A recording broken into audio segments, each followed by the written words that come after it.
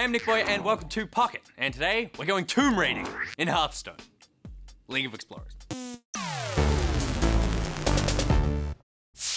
League of Explorers is the latest solo adventure for Hearthstone. And this one's got a total Indiana Jones vibe going to it, where you need to track down the Staff of Origination, whatever that is. So we're gonna jump into the wing and see what's in store for us. Ooh, reserved for the Staff of Origination. You need to actually find it. I like how this one's sort of themed like old maps, sort of, and stamps of traveling in the 20s. Total Indiana Jones vibe. The first piece of the staff lies in the ancient Temple of Orsis. Reno's inside already, and he needs your help. This guy looks like Indiana Jones, but he looks like the Tom Selleck version of Indiana Jones, who was going to play Indiana Jones before Harrison Ford. And there's even some screen tests of him. There's some fun Indiana Jones facts for you. Help Reno find the first piece of staff. Wait, Reno, don't rub the lamp. Ooh, I'm playing a genie. Draw a card, give your opponent a wish. Is there power? Let's go for it. I'm just gonna use the old adventure deck that I used for the last time I played one of these. Raider versus Zinaar! Finally free! Your reward will be a quick death. Let the hunt begin. Adventurer, I'm Reno Jackson, world-renowned archaeologist, explorer, and treasure hunter. Thank you, Reno, with the self-control of a magpie. Because he steals stuff. Greetings, It's always nice to say hello to the AI opponents. I tend to give them like positive encouragement, like if they do something well, I'm like, well played. Even though it's just a computer. But one day those computers will own us, and they'll remember acts of kindness. One of the other things about the adventure that's new as well is there's a new card mechanic. This one's called Discover. So let's give that a shot. Wish for Glory, discover a new minion. What it does is it presents 3 cards from the class you're playing that you can pick from, totally at random. So it's kind of like a, draw card situation, but it's not things from your deck, it's from all possibilities, which is cool. Let's go with Faux Reaper 4000. It's nice that he's willing to grant wishes while he's trying to kill us!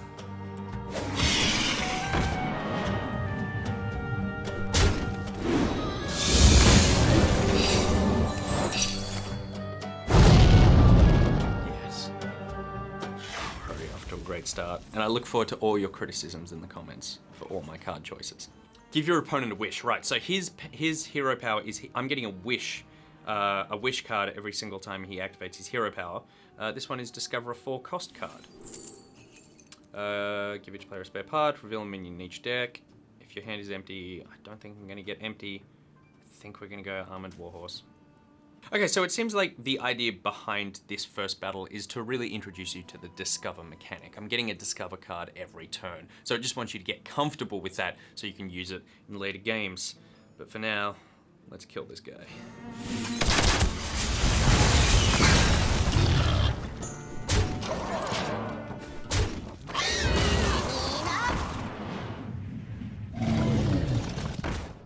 All right, Zinaar, time to die. To the left!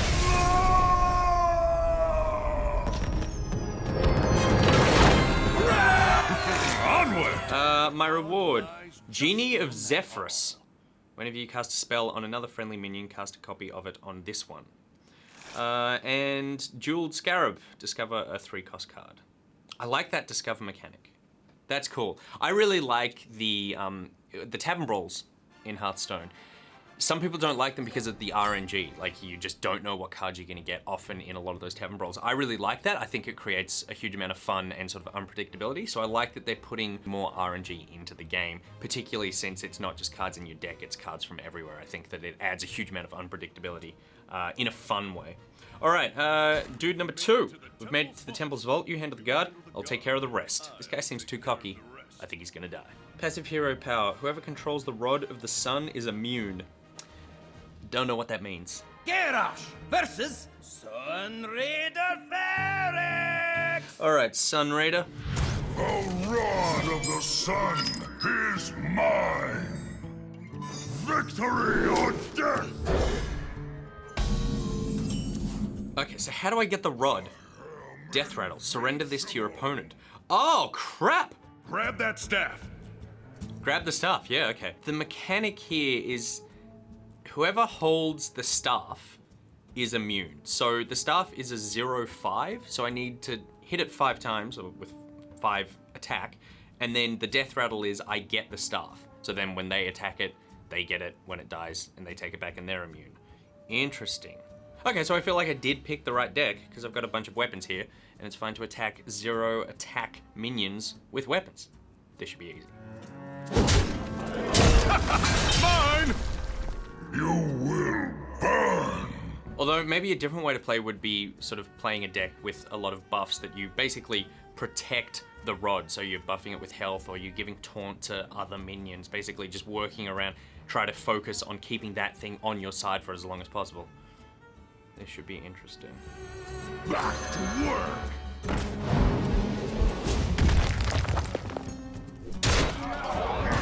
Cannot comprehend the powers of the rod!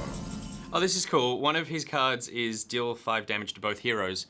I assume that doesn't apply when you have the rod, so I want to get the rod before I kill that card, and then he'll take 5 damage and I won't.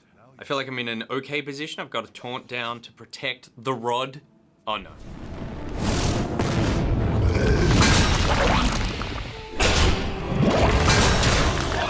He didn't go for the rod! What an idiot!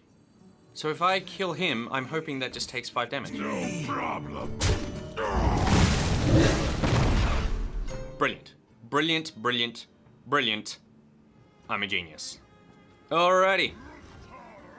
You put up a good fight, son Raider Phaerix, but you're an idiot. And you're poorly designed. Goodbye! Avenge me!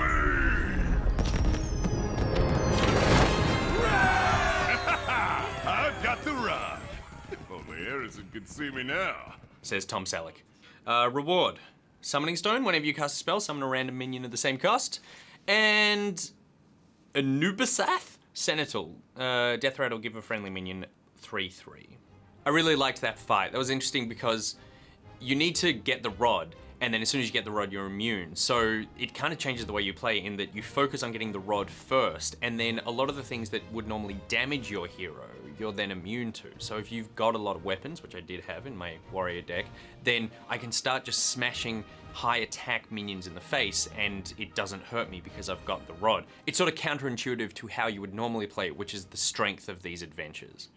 Okay, cool. So we got the first piece. Now we've got to get out of here before we're squished. So each adventure, you're getting a piece of the staff. The third boss here is not actually a boss, it's a temple. So you basically need to escape a temple as opposed to fight another character, which is a really cool idea. And their hero power is encounter new obstacles. Jaina versus the Collapsing Temple! Okay, I'm interested to see how this goes, because I've read something about this, and it sort of plays differently than most other Hearthstone matches.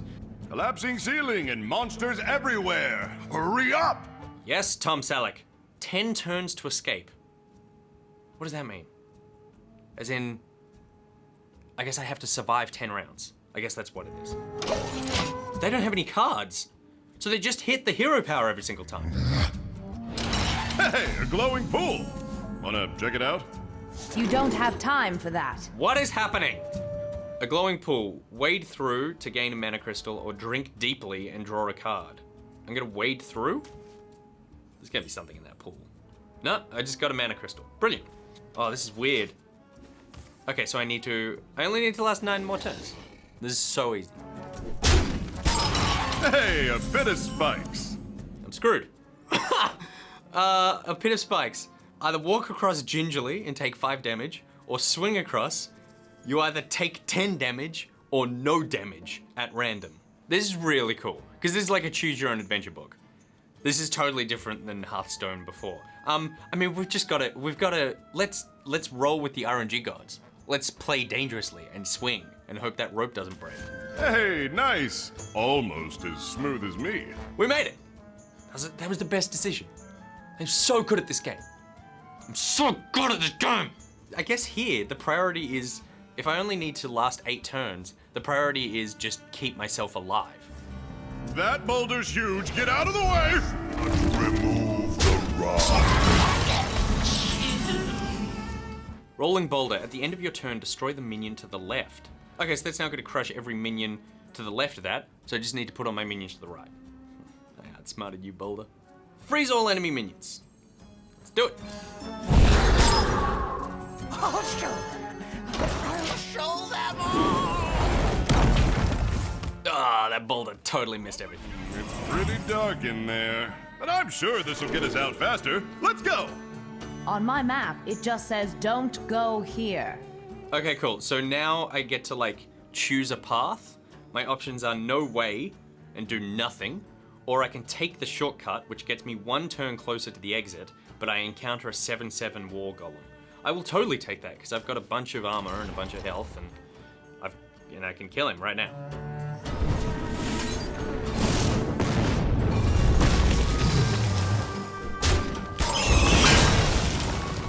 Almost there. I can see the sun.